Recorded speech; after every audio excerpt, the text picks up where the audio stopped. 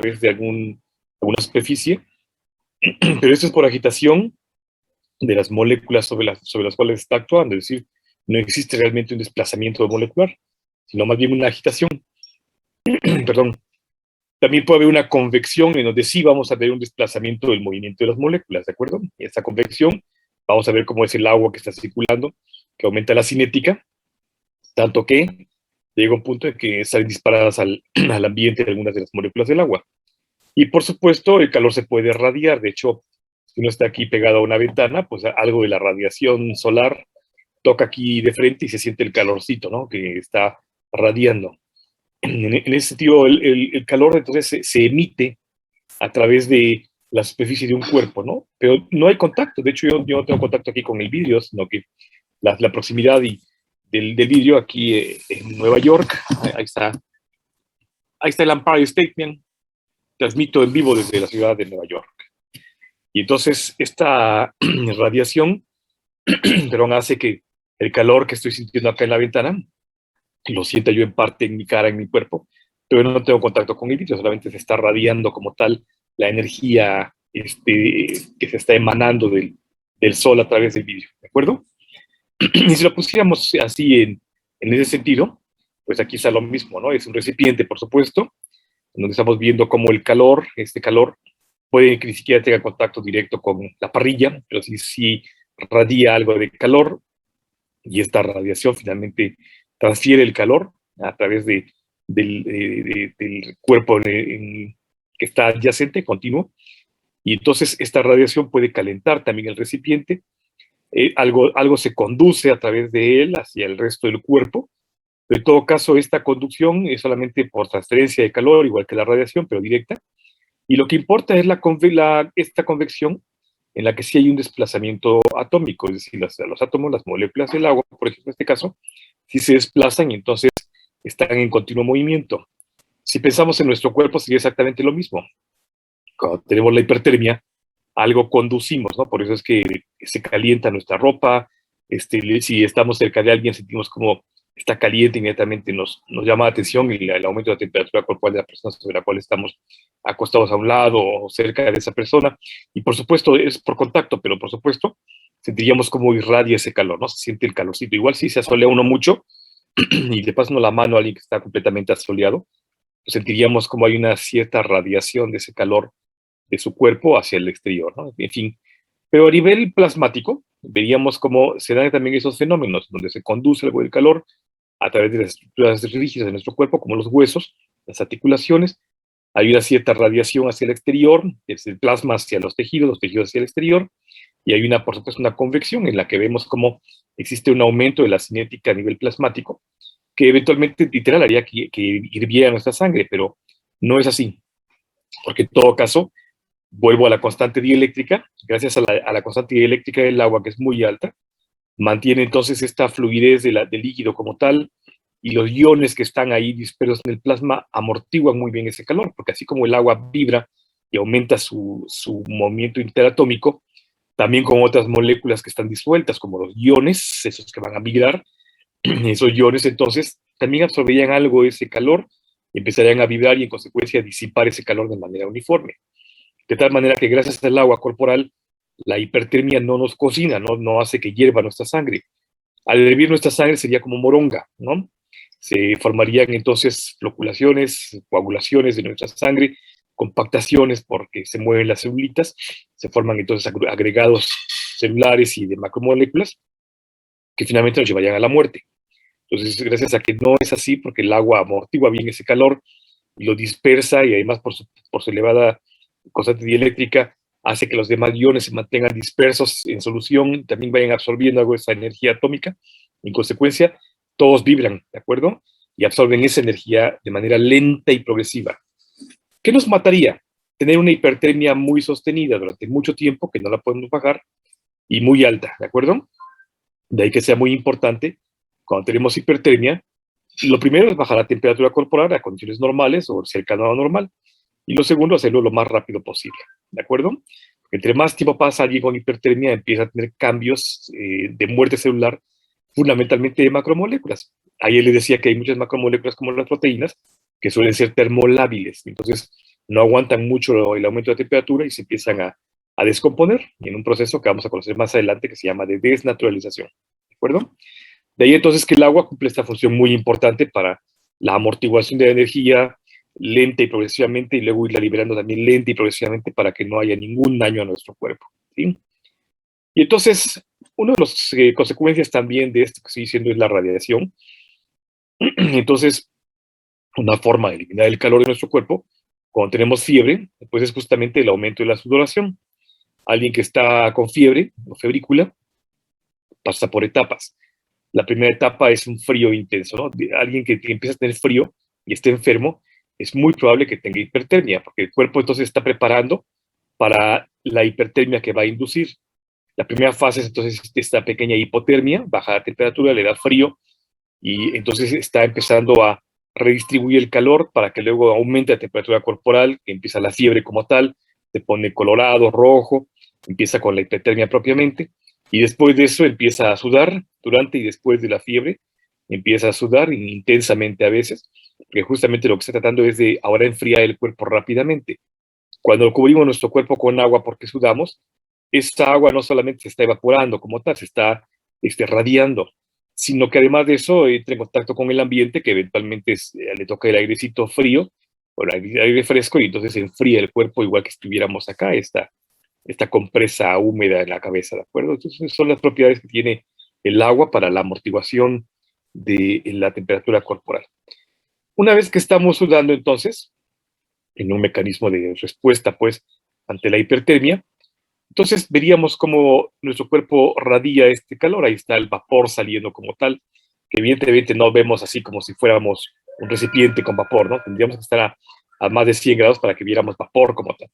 Y sin embargo, sí podemos sentirlo, ¿no? Es decir, la radiación que emite el cuerpo sería en forma ligeramente de vapor, la respiración se hace más caliente, la boca se emana también un vapor más caliente, en fin, todo eso hace que se elimine cierta cantidad de calor por el agua que estamos sacando de nuestro cuerpo, ¿no?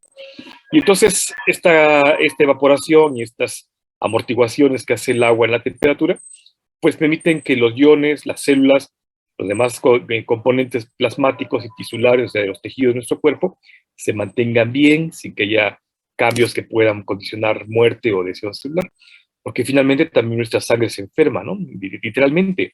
Así como nuestro cuerpo está hipertérmico, pues la sangre también aumenta ligeramente su temperatura y eso es un problema para nosotros, ¿no?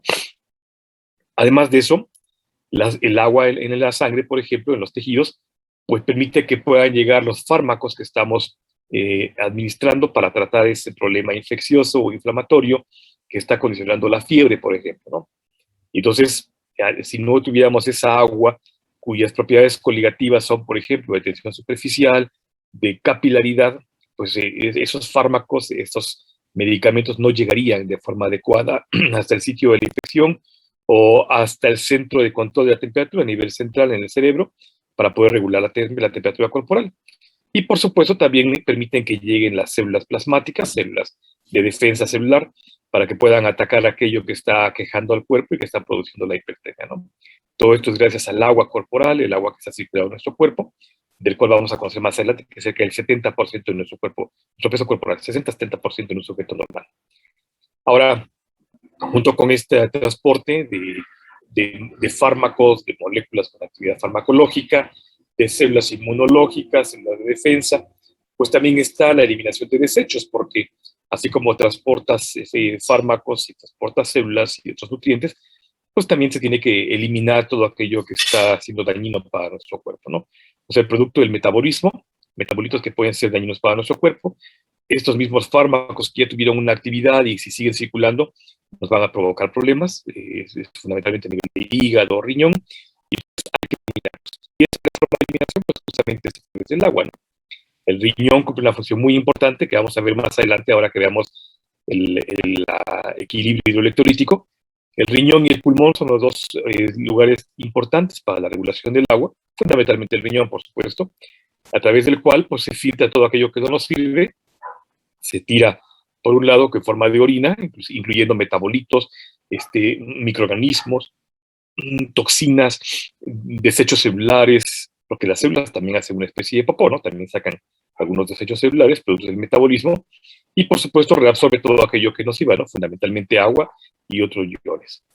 Ahora, todo esto que estoy diciendo, todo lo que estoy mencionando, las propiedades del agua frente a la hipertermia, pues evidentemente vienen de las propiedades negativas y evidentemente de las interacciones iónicas que podemos observar en el agua, ¿no? Fundamentalmente, estos puentes de hidrógeno que establecen entre moléculas del agua entre sí, que mantienen entonces esta cohesión en el agua plasmática, que permite que se adhiera a los vasos sanguíneos, que pueda circular de manera constante, que hagan un recambio del agua en los tejidos, que barran todo aquello que nos sirve, que transporten aquello que nos sirve, que mantengan entonces una temperatura constante, absorbiendo una gran cantidad de energía, vibrando intensamente y liberando esa energía poquito a poquito para que no nos cocine como si fuésemos huevos como tal y que quedamos como huevo duro, ¿no?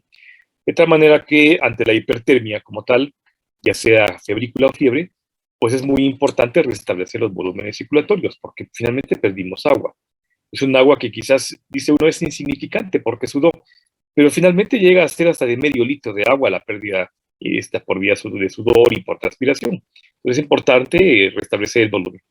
Además, como bien lo acabo de decir, después de la fiebre, no es raro que orine uno mucho, porque entonces inducen esos mecanismos de regulación para la eliminación de aquello que nos lastimó, y entonces empezamos a orinar un poquito más de lo normal. Inmediatamente que pasa la fiebre, se para uno al baño 2 o 3 veces a orinar y bastante, porque está uno eliminando el agua caliente, que además el agua que está arrastrando todo aquello que nos lastimó, que ya cumplió una función, transportó medicamentos y ya no van a servir para nada, y es más vale eliminarlos a que sigan circulando en nuestro cuerpo, ¿no? De tal manera que la rehidratación frente a la hipertermia será fundamental para mantener el equilibrio en nuestro cuerpo, un equilibrio que ustedes recordarán en sus clases de biología, que llamamos homeostasis, ¿no? La homeostasis corporal, que significa el mantenimiento de la constante vital, las adecuadas condiciones de nuestro cuerpo para que todo funcione de manera. Todo esto que estoy mencionando, de la homeostasis, de la regulación hídrica, del balance de la pérdida de agua por vía renal, de los riñones, quiero decir, el acopio de agua por vía bucal, el de si tomar agua, todo esto que estoy mencionando, lo vamos a retomar ya pronto, yo creo que la próxima semana que veamos el equilibrio hidroelectrolítico. Vamos a ver cómo se distribuye el agua en nuestro cuerpo, cómo actúa de manera importante en todo lo que acabo de mencionar, ¿de acuerdo?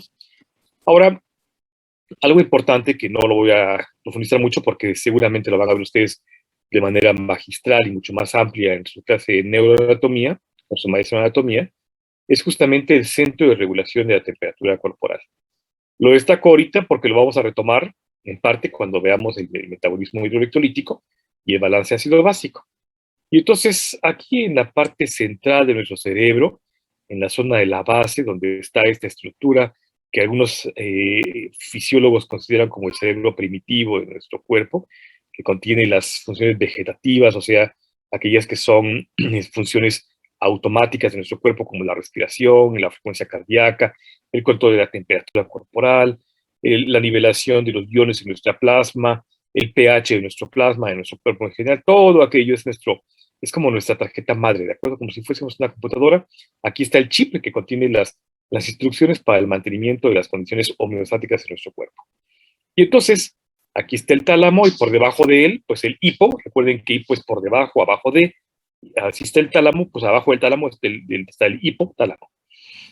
Y entonces, estas estructuras centrales del tallo cerebral, el tálamo y el hipotálamo, fundamentalmente el segundo, el hipotálamo, contienen neuronas especializadas, un grupo de células especializadas que lo que hacen es que producen cosas importantes, por ejemplo, hormonas, o contienen sensores de la temperatura, sensores de la frecuencia cardíaca, sensores de la frecuencia respiratoria, del pH de nuestra sangre, de las constantes iónicas, todo aquello que tiene que ver con nuestro cuerpo, llega a través de sensores neurales, nerviosos, hasta esta zona del cerebro, y ahí se regula todo eso, ¿no?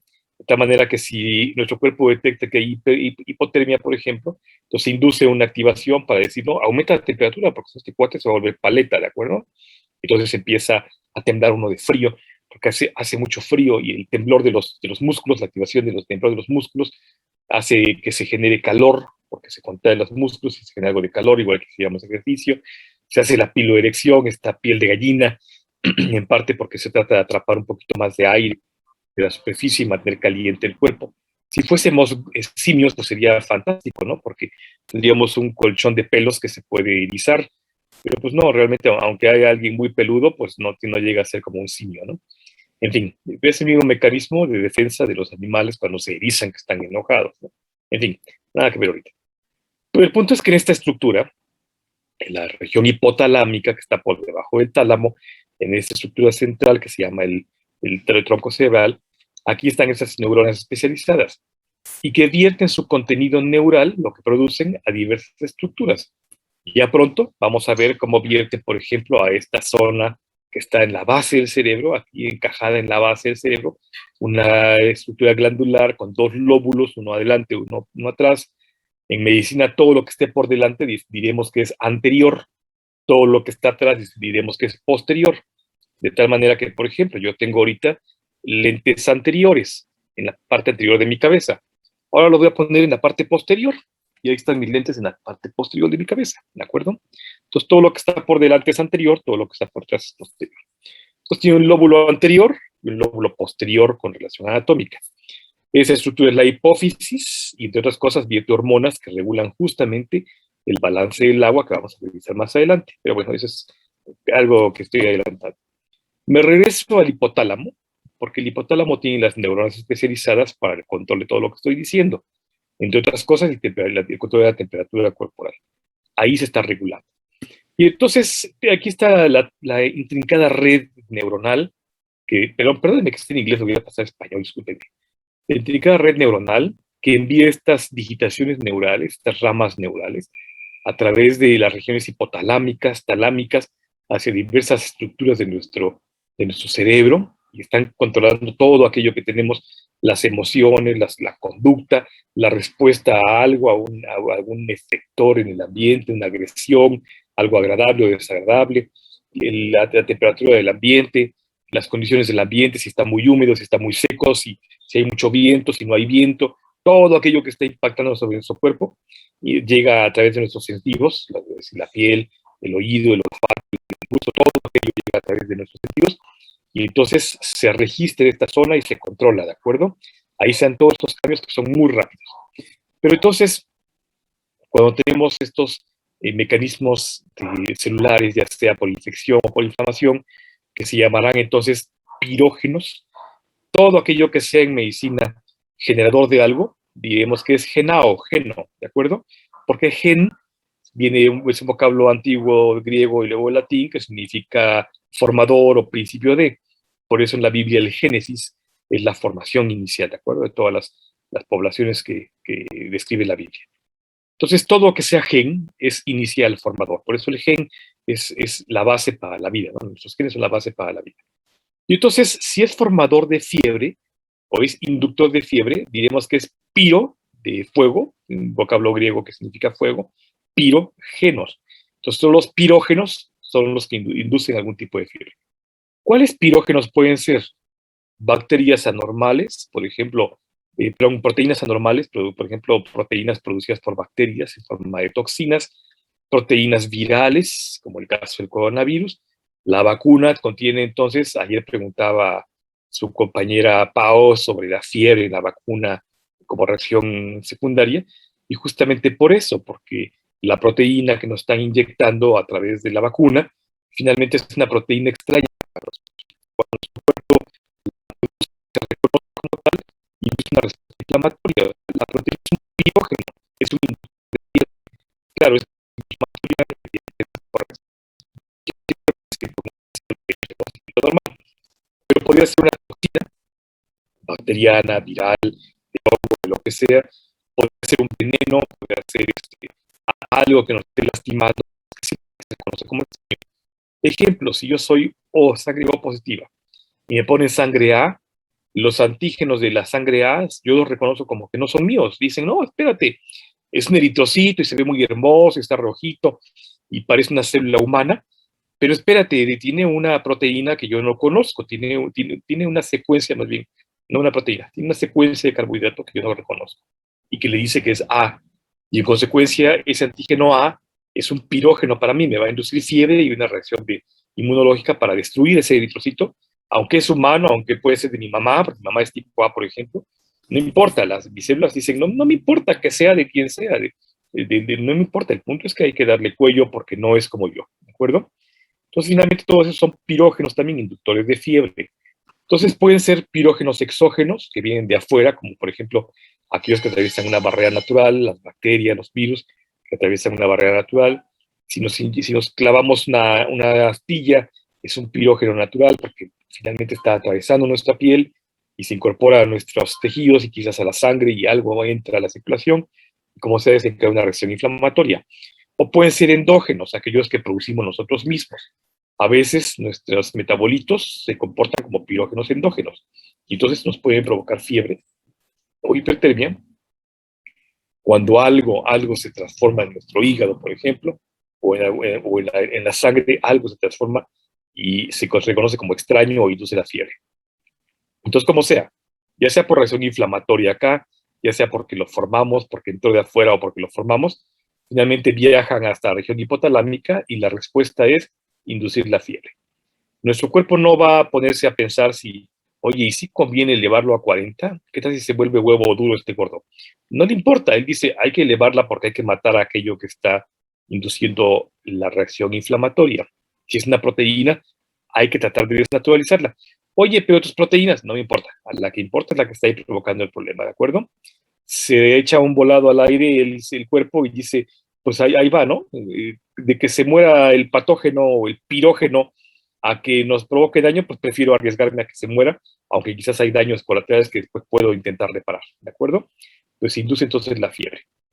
Y entonces, en este centro termorregulador, que es el hipotálamo, el tálamo también, pero más el hipotálamo, en este centro termorregulador, todos estos nervios efectores van a actuar para mecanismos de regulación metabólica. Ya dije el músculo esquelético, de la contracción muscular, por ejemplo, los calambres, los temblores pueden ser indicativos de que algo está mal. A nivel de la médula adrenal y la médula suprarrenal, igual inducirán la generación de hormonas que vamos a revisar ahora que veamos el metabolismo hidroelectrolítico, hormonas que tienen funciones importantes en la regulación de los volúmenes circulatorios y también al mismo tiempo a nivel tiroidal, la tiroides aquí en el cuello va a ser una glándula interesante que vamos a revisar porque también emite una serie de hormonas como si fuera un abanico que funcionan en diversos niveles, tanto el metabolismo de iones como el metabolismo del agua, en fin, todo esto vamos a revisarlo más adelante. Y por supuesto los mecanismos de regulación física, como son el aumento de la sudoración, las glándulas sudoríparas, o la disminución en el caso de que haya frío, los músculos piloerectores que se van a poner entonces así en acción para contraerse y elevar los pelitos de nuestro cuerpo, para los vellos, para que se ponga uno como piel de gallina. Se va a ver entonces también cambios a nivel de arteriolas, fundamentalmente en la piel, a nivel circulatorio muy distal, o sea, más alejado de nuestro cuerpo. Ese es otro concepto que vamos a manejar mucho en medicina. Todo el tiempo van a estar hablando de eso. Cuando algo está próximo a nosotros, a nuestro cuerpo, diremos que es proximal. Si algo está alejado, diremos que es distal. Por ejemplo, vean ustedes que tengo un botón acá. Entonces, este botón está proximal a mi cuerpo, está muy cerca de mi cuerpo. Si yo tuviese manga larga, o mi reloj, el reloj está distal, porque en todo caso está alejado de mi cuerpo, ¿de acuerdo? Cuando algo está cerca es proximal, cuando está alejado es distal. Igual que anterior y posterior, proximal y distal, ¿de acuerdo? Todas las arteriolas son pequeñas arterias que forman parte de la microcirculación muy distal, lo más alejado de nuestro cuerpo, o sea, lo más superficial, la parte más externa de nuestro cuerpo, o por ejemplo la piel, y que es la responsable de la palidez o la tumefacción, el enrojecimiento de nuestra piel cuando hay cambios de temperatura o hay alguna enfermedad, en fin, ¿no? Eso vamos a ver también más adelante. Entonces, todo eso que estoy mencionando solamente es una parte de la regulación que tiene nuestro cuerpo a expensas del hipotálamo por el centro termorregulador, que es lo único que estamos hablando en este momento.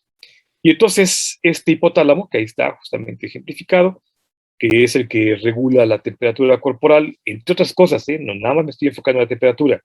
Vamos a hablar de él pronto cuando veamos el metabolismo hidroelectrolítico, vamos a hablar de él nuevamente en la regulación iónica, la regulación de pH, la regulación de los volúmenes circulatorios, todo eso lo vamos a ver también en el hipotálamo. Ahorita nos enfocamos en la temperatura. Y entonces está sensado todo el tiempo la temperatura corporal, y entonces induce cambios como por ejemplo a nivel vascular, aquí fundamentalmente la microcirculación, aumento de la circulación para una vasodilatación.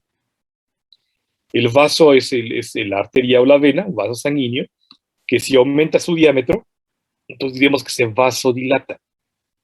Esta vasodilatación tiene como objetivo hacer que fluya más sangre, más rápido, y si es necesario que llegue, por ejemplo, desde mi centro termorregulador aquí, que llegue a la punta del dedo gordo del pie derecho, porque ahí está el problema infeccioso, entonces se dilatan mis arteriolas, mis vénulas, y hacen que llegue rápidamente la sangre hasta ese punto.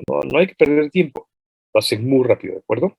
Entonces, todo este mecanismo se regula justamente a nivel hipotalámico junto con otras hormonas, ¿de acuerdo? Una vasodilatación.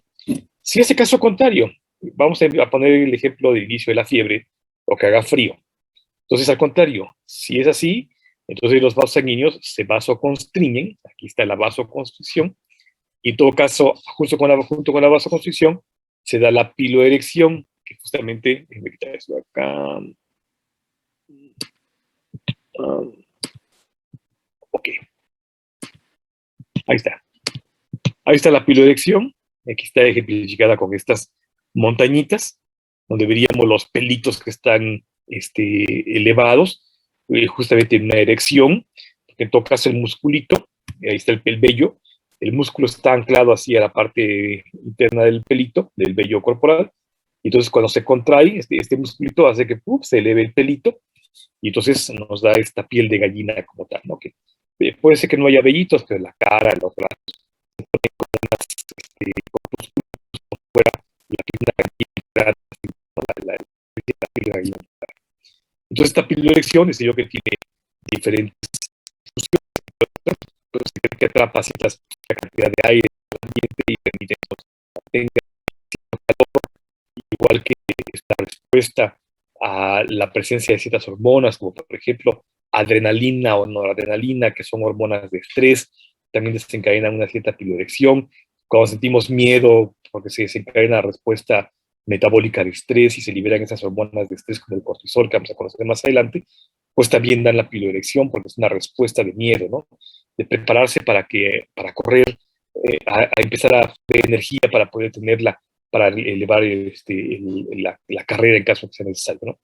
Y en el caso, por ejemplo, de la hipotermia o la fase inicial de la fiebre, pues el temblor corporal, ¿no? Que justamente junto con la vasoconstricción da este temblor corporal en el que la gente empieza a temblar, hay contracciones musculares involuntarias que no pudo evitar.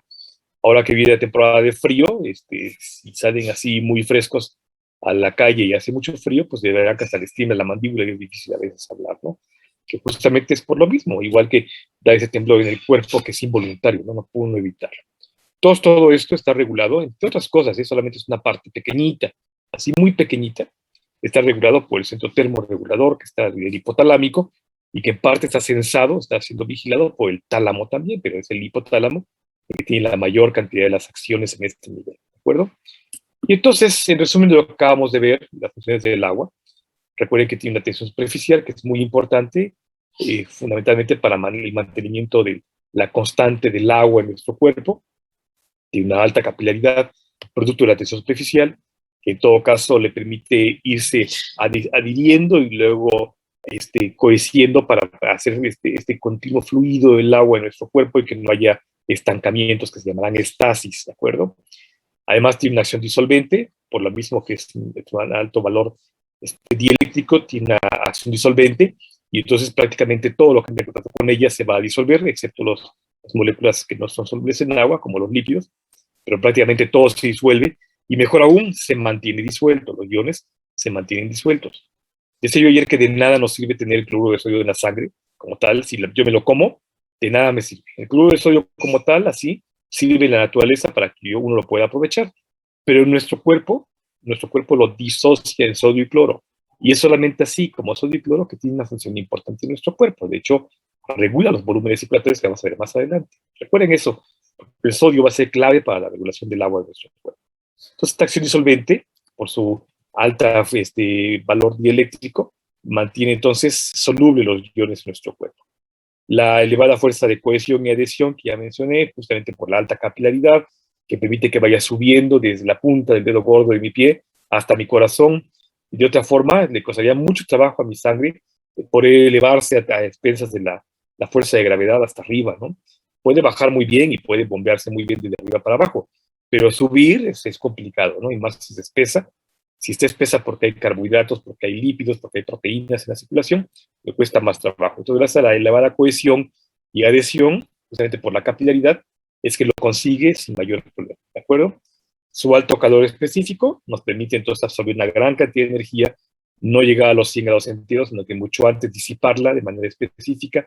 Además, por su valor dieléctrico, esta energía la disipa entre los iones que tiene disueltos y de esa forma no nos va a lastimar, ni va a lastimar a nuestras proteínas, ni a nuestras células, ¿no? Su elevado punto de vaporización, que igual no permite que nos vaporicemos como tal, y aunque sí hay cierta irradiación del calor en forma de vapor, pues realmente no es tanto, o sea, realmente no emanamos un vapor como tal, ¿no? A menos que nos veamos con una cámara especial que detecta diferencias de calor, es que veríamos cómo nuestro cuerpo está irradiando todo el tipo de calor, pero no es perceptible, no es un vapor perceptible, ¿de acuerdo?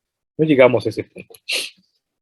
Su bajo punto de congelación, entonces nos permite aguantar temperaturas muy por debajo del punto de congelación sin que haya mayores cambios, porque igual esta energía, entonces, aunque se esté disminuyendo la cinética, igual se distribuye entre las moléculas del agua y los iones, y de esa forma no se congela tan rápido, ¿no? No permite que se congele.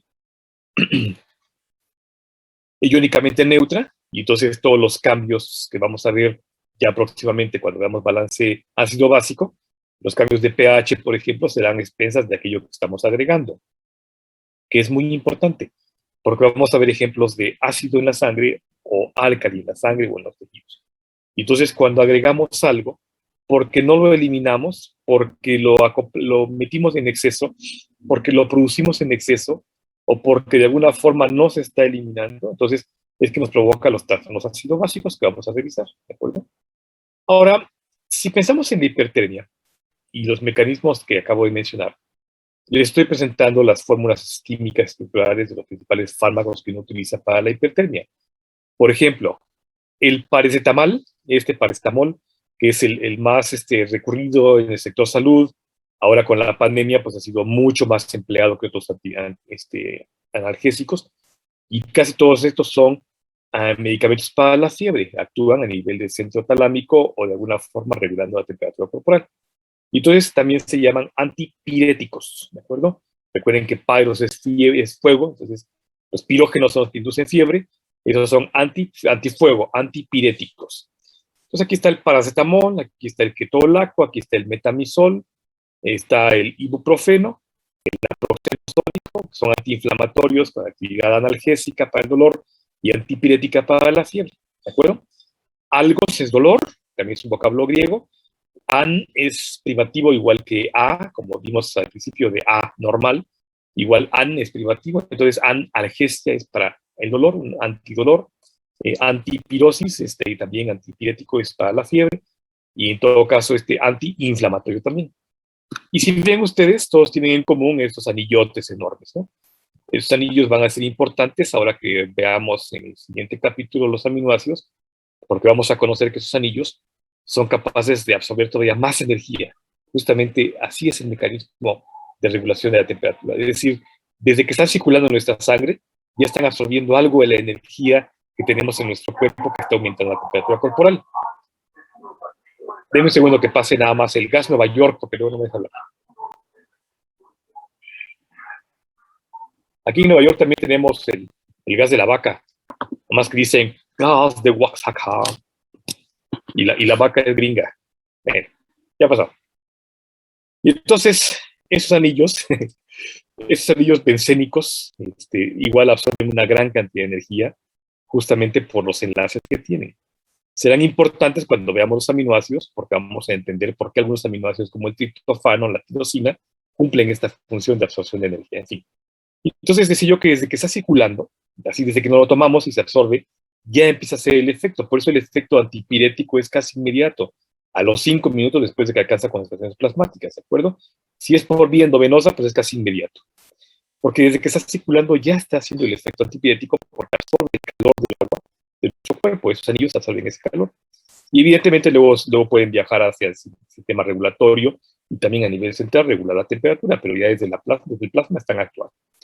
Y entonces, ¿cómo lo hacen? Pues justamente por una hidratación que sufre la molécula esta. Aquí está, ven ustedes el fármaco como tal, cualquiera de ellos que sea, y vemos como las moléculas del agua se ven inmediatamente, pero abruptamente, por los oxidilos y los hidrógenos que contienen esos átomos como tal, de las estructuras anulares, los anillos de los fármacos que acabo de mencionar. Entonces se acerca la molécula del agua inmediatamente, son hidrosolubles, altamente hidrosolubles, se acercan inmediatamente a la molécula del agua, y entonces el agua trae el calor, está vibrando el calor. Cuando se acercan a la molécula antipirética, antiinflamatoria, inmediatamente transfieren ese calor, así directo, por transferencia directa, desde los átomos del agua hacia los iones, hacia los átomos de los anillos antipiréticos. Y en consecuencia, en parte así se explica uno por qué actúan tan rápido cuando están en circulación, ¿de acuerdo? Porque justamente se hidratan como tal. Es un mecanismo importante de regulación del agua para que estos fármacos no solamente se distribuyan en nuestro cuerpo, sino que inmediatamente, casi de inmediato, empiezan a transferir el calor a la molécula como tal farmacológica.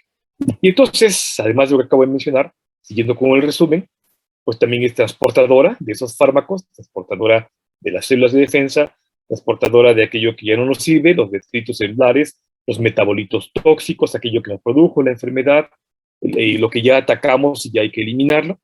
Es el medio de reacciones químicas. Sin el agua plasmática no podría ser posible una reacción química de forma adecuada. De ahí que alguien que esté deshidratado, antes de tratarlo de algo, hay que rehidratarlo. Porque si no lo rehidratamos y le empezamos a dar tratamiento, el tratamiento no va a cumplir su efecto de forma adecuada o de forma efectiva. ¿De acuerdo? Entonces, al agua se forman estos espacios, estas cavidades en nuestro cuerpo, en los tejidos que mantienen hinchadito ligeramente. Nuestra piel, por ejemplo, cuando damos las proteínas, vamos a conocer a la colágena, que gracias al agua es que no se rompe la fibra de colágena y aguanta puntos de estiramiento tan importante como esto, ¿no? Si no tuviéramos agua en nuestras proteínas, hacer esto significaría que me quedo con un cachito de piel en mi mano o se cuartea aquí hasta que se me empieza a sangrar, ¿no? De hecho, eso le pasa, por ejemplo, a quien está deshidratado o a los abuelitos cuya colágena ya está deshidratada. Entonces, por eso tienen la piel como muy frágil, ¿no? Y un golpecito luego fácilmente se sangran o se lastiman, no cicatrizan de manera adecuada. Que ya la colágena ya está un poquito degradada, no es la misma colágena de un bebé o de un sujeto sano, adulto como ustedes, jovenazo, ¿no? Es termorreguladora, ya hablamos ampliamente del agua y cómo absorbe esta energía de manera lenta y progresiva.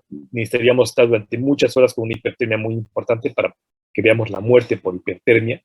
Y por eso también los golpes de calor, cuando hace mucho calor en lugares muy calurosos, por eso también es importante bajar la temperatura corporal y mantener hidratado, porque justamente el efecto termorregulador del agua hace que no nos cocinemos como si fuésemos huevos duros, ¿no? Entonces, termorreguladora. Y por supuesto es aislante, ¿no?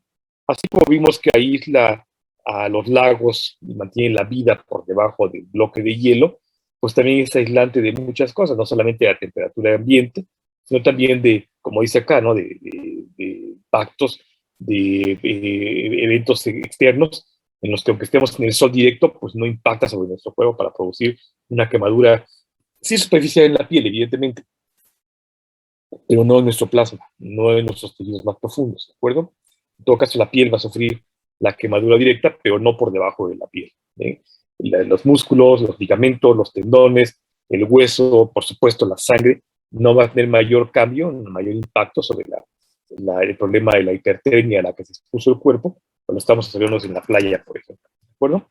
Entonces, ese es el resumen de todo lo que vimos del agua, aplicando las propiedades coligativas, cuyo nombre significa que significa que participa junto con, y legere, que es otro vocablo griego que significa ligar, por eso es coligativo, porque están vinculadas. Uno no puede evitar hablar de la tensión superficial sin mencionar a la capilaridad. Y no puede uno evitar hablar de la tensión superficial y la capilaridad sin mencionar a la constante dieléctrica. Y no puede uno evitar hablar de uno de esto sin hablar del alto punto de evaporación o el bajo punto de fusión o el alto calor energético, en fin. Entonces, como están vinculadas una con la otra, se llaman coligativas, ¿de acuerdo? ¿Hasta aquí alguna duda, chicos?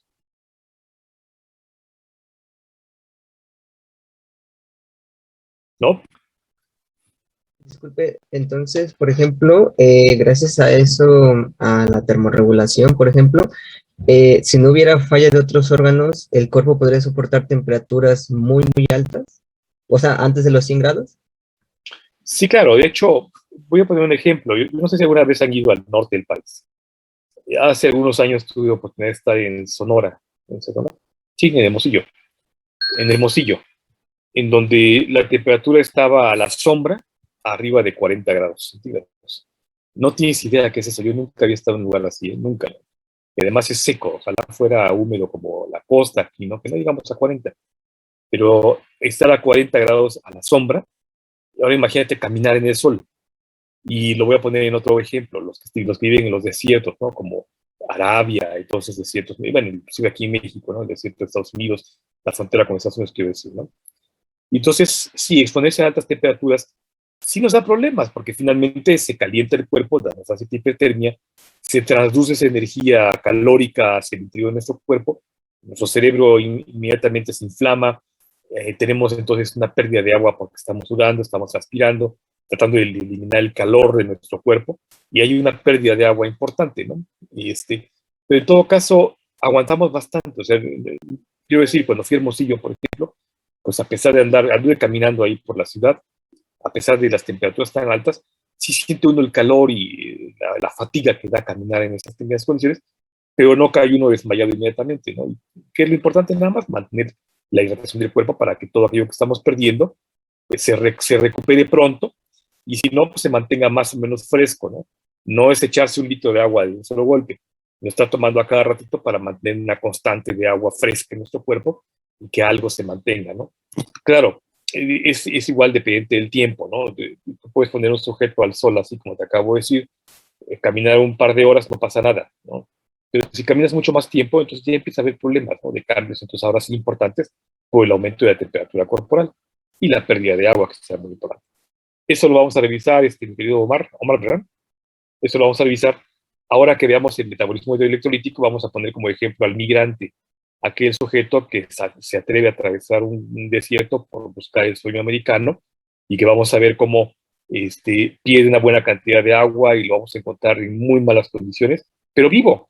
De hecho, puede pasar mucho tiempo allá, pero vivo, ¿no? ¿De acuerdo? Tal vez en muy malas condiciones, insisto, pero vivo. Eso vamos a revisar ya ahora que veamos el metabolismo hidroelectrolítico. ¿Sí? Ok, gracias. Para servirte. Muy bien, chicos, pues si no hay más preguntas, mañana, por favor, empezamos a ver, según el temario, empezamos a ver esto de las soluciones. Por favor, vean el temario y revisen este capítulo de soluciones antes de que me tomara constancia de ustedes hermosos. Ahí está. Gracias por su presencia. Disculpen la demora. Mañana empezamos a ver soluciones para que luego, ya que veamos soluciones, creo que terminamos la próxima semana soluciones, empecemos a ver el metabolismo hidroelectrolítico. Todo lo que hemos aprendido del agua, lo que hemos aprendido ahora, vamos a aprender soluciones, lo vamos a aplicar a los líquidos corporales, ¿de acuerdo? Muchísimas gracias, cuídense mucho, nos vemos mañana.